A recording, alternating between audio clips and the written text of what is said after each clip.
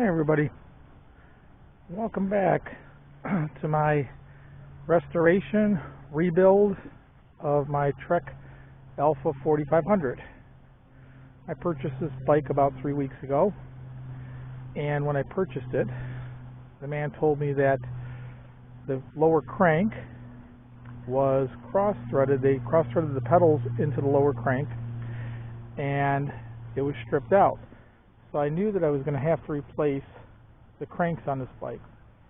But as I started taking it apart, I saw that the chain was incredibly rusty, so I planned on replacing that.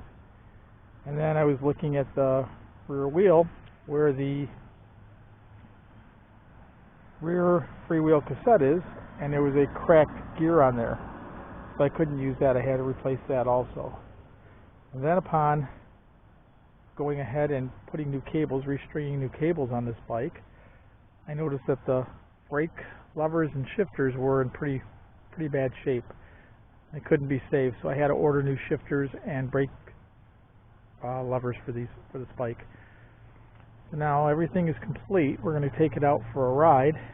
We're going to go do a little single track with it today and check everything out with all the things I've done to it: new cranks, new pedals, new seat, new grips, new shifters, new cables, new rear freewheel cassette. We're going to give it a ride today and see how it holds up, see if it takes the beating, if there's anything else that needs to be done on it. So when you're watching the video, you'll see at the very end what my results were with this bike. Hopefully favorable. As always, if you like my videos, please give me a thumbs up, like at the bottom of the video, and to the other side there's a subscribe button. So if you like my videos, hit the subscribe and like. I appreciate it. It helps me out. Thank you.